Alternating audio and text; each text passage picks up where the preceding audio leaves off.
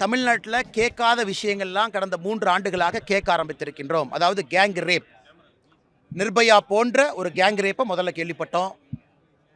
பட்டி தொட்டி கிராமத்துல எல்லாம் பாலியல் வன்கொடுமையை கேள்விப்பட ஆரம்பித்தோம். அண்ணா பல்கலைக்கழகம் போன்ற சென்னையில் மோஸ்ட் செக்யூரான ஒரு ஸ்பேஸ். இன்றைக்கி சென்னையில் பாதுகாப்பு இருக்கக்கூடிய ஒரு இடம் அப்படின்னா அண்ணா பல்கலைக்கழகம் நம்ம சொல்கிறோம். இன்றைக்கி அண்ணா பல்கலைக்கழகத்தில் நேற்று இரவு 24ஆம் தேதி இரவு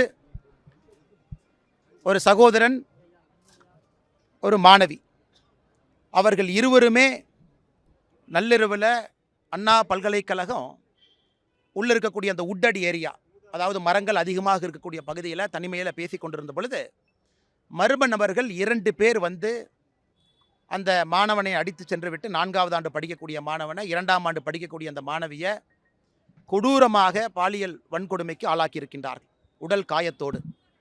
தமிழ்நாட்டில் இதுவரை நம்ம கேட்காதிருந்த எல்லா விஷயத்தையும் கேட்க ஆரம்பித்திருக்கின்றோம்னா என்ன அர்த்தங்க? ரத்தம் கொதிக்கிறது.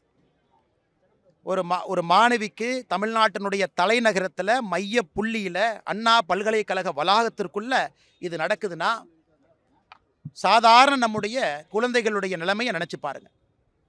இன்னைக்கு அதை விட அதிர்ச்சியூட்டக்கூடிய தகவல் என்னன்னா, அங்கே இருக்கக்கூடிய சிசிடிவி பழுதடைந்திருக்கிறது. எந்த சிசிடிவியும் வேலை செய்யலை அப்படின்னு இன்னொரு அதிர்ச்சியான தகவலை சொல்கிறாங்க.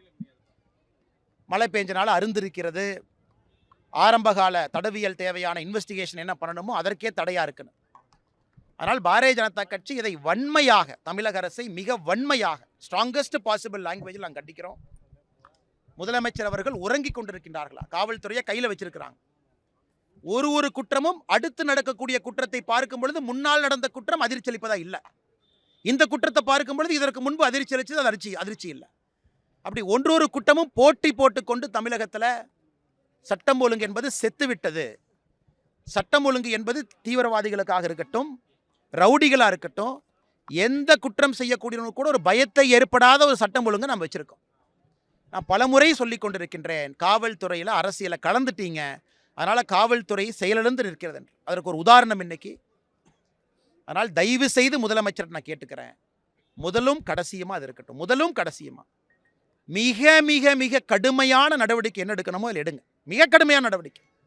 அடுத்து இது போன்ற ஒரு குற்றத்தை அந்த கல்லூரி மாணவி தன்னுடைய சொந்த இடத்துக்குள்ள, படிக்கக்கூடிய இடத்துக்குள்ள, கல்லூரி வளாகத்திற்குள்ள அந்த கல்லூரி மாணவியை 2 பேர் கயவர்கள் இது போன்ற பலாத்காரம் செய்திருக்கிறாங்க அப்படின்னா என்ன ஒரு தைரியம் இருக்கணும்? அதனால் என்ன சொல்வதென்று எங்களுக்கும் தெரியவில்லை. செயலிழந்து இருக்கக்கூடிய தமிழக அரசு இனியாவது கொஞ்சமாவது தலை நிமிர்ந்து நிற்க வேண்டும், காவல்துறைக்கு அதிகாரம் கொடுக்க வேண்டும் என்பது மட்டும்தான் எங்களுடைய ஒரே விருப்பமாக இருக்கிறது. அது நடக்கும் என்று ஆண்டவனை நம்புகின்றோம், வேண்டுகின்றோம்.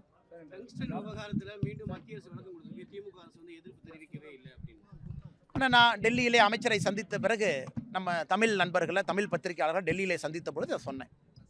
எந்த தேதியில் மத்திய அரசு மாநில அரசு கடிதம் எழுதினாங்க, எந்த தேதியில் மாநில அரசு மத்திய அரசுக்கு பதில் சொன்னாங்க, எங்கேயும் கூட எதிர்க்கவில்லை.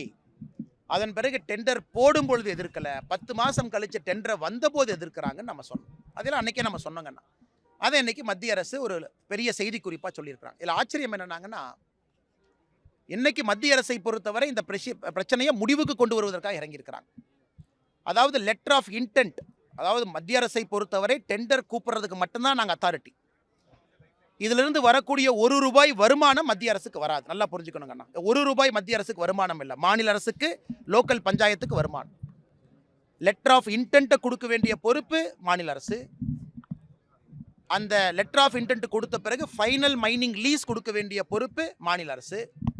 அதனால் மத்திய அரசு நாங்கள் கோரியிருக்கக்கூடிய டெண்டரை இன்னைக்கு நாங்கள் நிறுத்தி வைக்கிறோம், மாநில அரசு இதற்கு மேலே எதுவும் செயல்படாதீங்க அப்படிங்கிறத தெல்ல தெளிவாக சொல்லியிருக்கிறாங்க.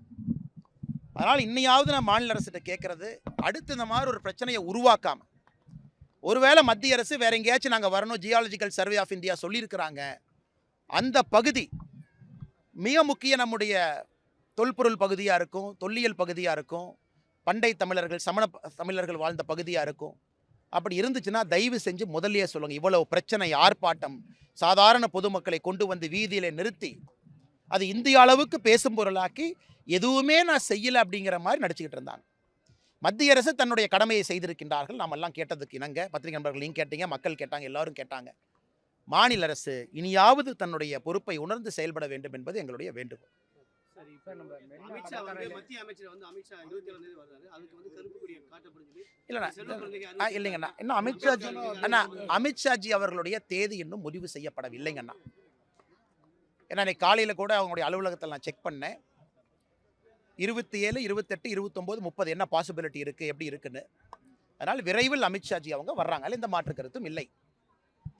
இன்னைக்கு கருப்பு கொடி காட்டுறவங்க காட்டட்டும். ஏன்னா நாங்கள் போலீஸ் கிடையாதுங்கண்ணா. பாரதிய ஜனதா கட்சியில் நாங்கள் காவலர்களாக நாங்கள் யூனிஃபார்ம் போட்டு யாரும் ரோட்டுக்கு வர முடியாது.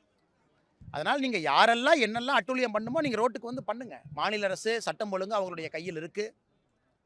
அமித்ஷா அவர்களை பொறுத்தவரை அவர்கள் பேசியிருக்கக்கூடிய விஷயத்திற்கு இந்தியா முழுவதுமே மக்கள் எல்லோருமே சொல்வது அவர் எதுவும் தப்பாலாம் பேசலைங்க, தப்பாக இவர்கள் புரிந்து கொண்டிருக்கின்றார்கள், வேண்டுமென்றே தப்பாக புரிந்து கொண்டிருக்கின்றார்கள்.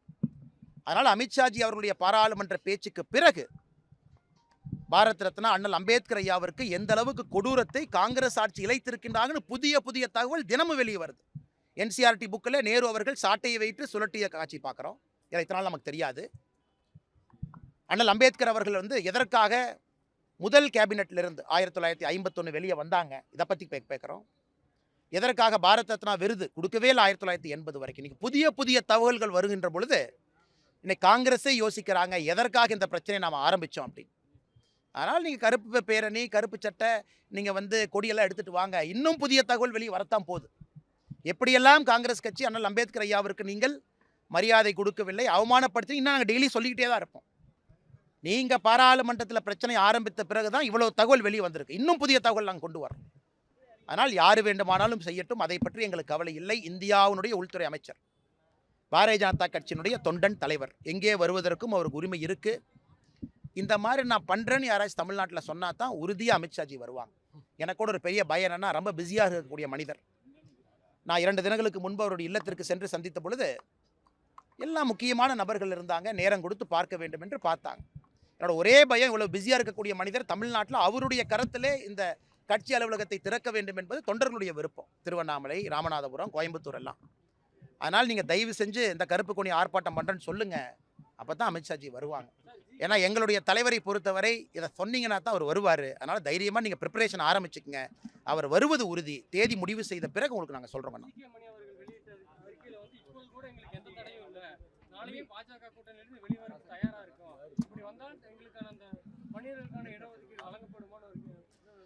ஆமாங்கண்ணா, நேற்று நான் சொன்னேங்கண்ணா, பாட்டாளி மக்கள் கட்சியை பொறுத்தவரை மதிப்புக்குரிய மருத்துவர் டாக்டர் ராமதாஸ் ஐயா அவர்களாக இருக்கட்டும், இன்றைய தலைவர் அண்ணன் அன்புமணி ராமதாஸ் அவர்களாக இருக்கட்டும், ஒரு கொள்கையை வச்சிருக்கிறாங்க.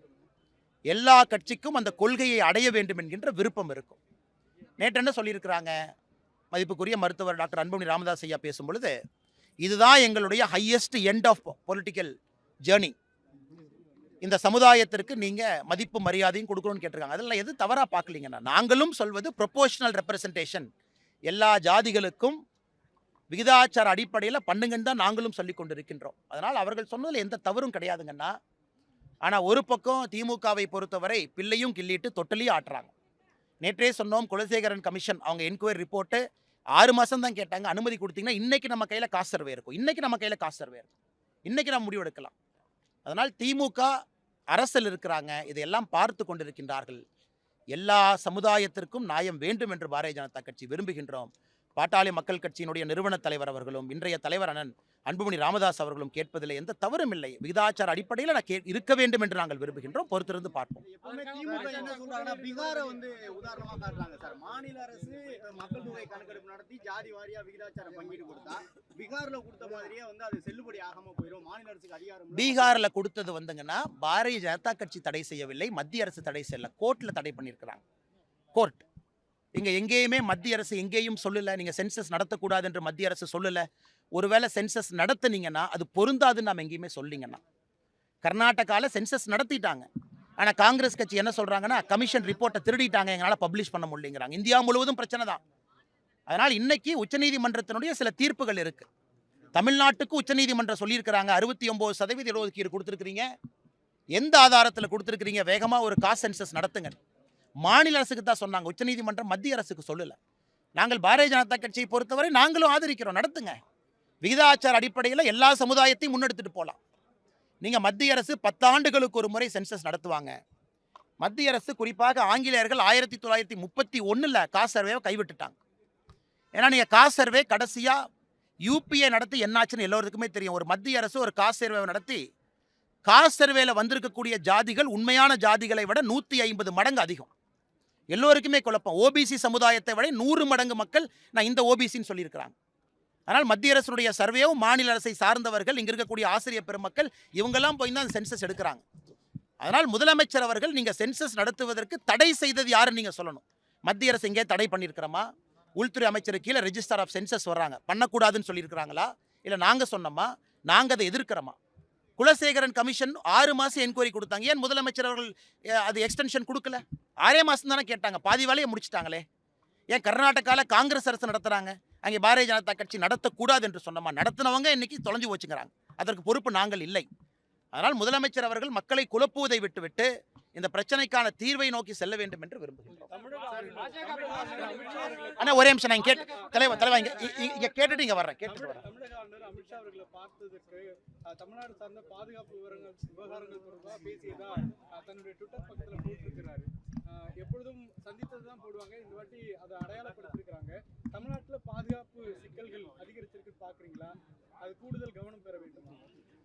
ஆனால் நீங்கள் இன்றைக்கி பார்த்துருப்பீங்க, இந்தியாவை பொறுத்தவரை நேற்று புதிய ஆளுநர்களை மத்திய அரசு நியமனம் செஞ்சுருக்கிறாங்க. பல்லா அவர்கள் இந்தியாவினுடைய உள்துறை செயலாளராக 5 ஆண்டுகள் இருந்தவங்க இன்றைக்கி மணிப்பூருக்கு போகிறாங்க. வி.கே. சிங் அவர்கள் முன்னாள் இராணுவ தளபதி அமைச்சராக இருந்தவங்க மிசோராமுக்கு போகிறாங்க. ஸோ இந்தியாவை பொறுத்தவரை முக்கியமான இடத்திற்கு பாதுகாப்பு சம்பந்தப்பட்ட பாதுகாப்பு துறையில் இருந்த உயரதிகாரிகள் இன்றைக்கி ஆளுநராக செல்றதை பார்க்குறோம். தமிழ்நாட்டுக்கும் அதே போல் டெபுட்டி என்எஸ்ஏவாக ஐபியில் நீண்ட காலம் பணியில் இருந்த ஆளுநர் RN ரவி அவர்கள் இங்கே வந்திருக்கிறாங்க. நிச்சயமாக 35 ஆண்டுகள் காவல்துறையில் இருந்திருக்கிறாங்க, ஐபியில் இருந்திருக்கிறாங்க. அவருடைய பார்வை கொஞ்சம் வித்தியாசமாக இருக்கும். Is not a political governor. ஒரு அரசியல்வாதியாக இருந்து ஆளுநராக வரல, இஸ் அ டெக்னிக்கல் எக்ஸ்பர்ட். அதனால் நிச்சயமாக அவருக்கு ஒரு பார்வை இருக்கத்தான் செய்யும் என்பது என்னுடைய நம்பிக்கை. நான் ஆளுநர்கிட்ட பற்றி பேசலிங்கன்னா அவரும் இதை பற்றி என்கிட்ட சொல்லலை. அதனால் ஆளுநர் அவரை பொறுத்தவரை அவருடைய கோணத்தில் என்ன பார்க்குறாங்க? தமிழ்நாட்டை பொறுத்த வரைக்கும் ஒரு பக்கம் சைனாவுடைய அச்சுறுத்தல் இருக்குது.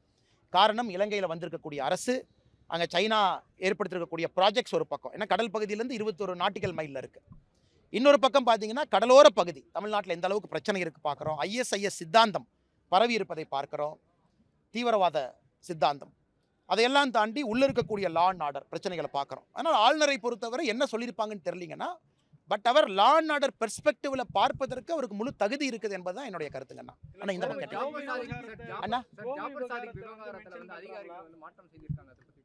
ஆனால் இது வந்து நிறைய மர்ம முடிச்சுகளுங்கண்ணா. நீதிபதி அவர்கள் ஒருவர் நான் விசாரிக்க மாட்டேன் என்று வெளியே போயிருக்கிறாங்க. அந்த வழக்கில் இருந்த அதிகாரிகள் இன்னைக்கு மாற்றம் செய்யப்பட்டிருக்கின்றார்கள். அதை விசாரித்த ஒரு அதிகாரி கைது செய்யப்பட்டு சிறையில் இருக்காங்க. அதுவும் அண்ணனுக்கு தெரியும் நினைக்கிறேன். அதனால் ஏகப்பட்ட மர்ம முடிச்சுக்கள். அதனால் இது மாநில அரசு, இங்கே இருக்கக்கூடிய சட்டம் ஒழுங்கு கையில் இருக்கக்கூடிய டிஜிபி அவர்கள் பத்திரிகையாளர் சந்திப்பு நடத்தணும். ஏன்னா ஒரு நாளுமே இந்த அரசு ஜாஃபர் சாதிக் கேஸை பொறுத்தவரை அரசின் மீது சந்தேகம் வலுவடைந்து கொண்டே இருக்கிறது. அதனால் டிஜிபி அவர்கள் ஒரு பத்திரிகையாளர் சந்திப்பு நடந்து என்ன நடக்குதுன்னு அவர் முதல்ல சொல்லிட்டுங்கண்ணா. ட்ரான்ஸ்ஃபர் பண்ணுறாங்கன்னா ஏன் பண்ணுறாங்க? சம்மந்தப்பட்ட அதிகாரி ஒருத்தர் சிறையில் இருக்கார் இன்னைக்கு, ஒரு சப் இன்ஸ்பெக்டர் ஏன் இருக்கிறாங்க? டெப்டேஷனில் போன ஒரு சப் இன்ஸ்பெக்டர், அதிகாரிகள், அதையெல்லாம் டிஜிபி அவர்கள் விளக்கம் கொடுக்க வேண்டும் என்பது எங்களுடைய எதிர்பார்ப்புங்கண்ணா.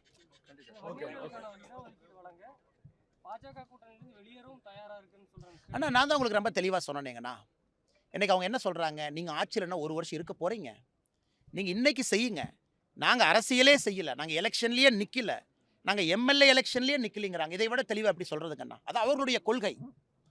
நாங்கள் 2026 தேர்தலையே போட்டி போடலைங்கிறாங்க. அதான் நிபந்தனையற்ற ஒரு ஆதரவுங்கிறது.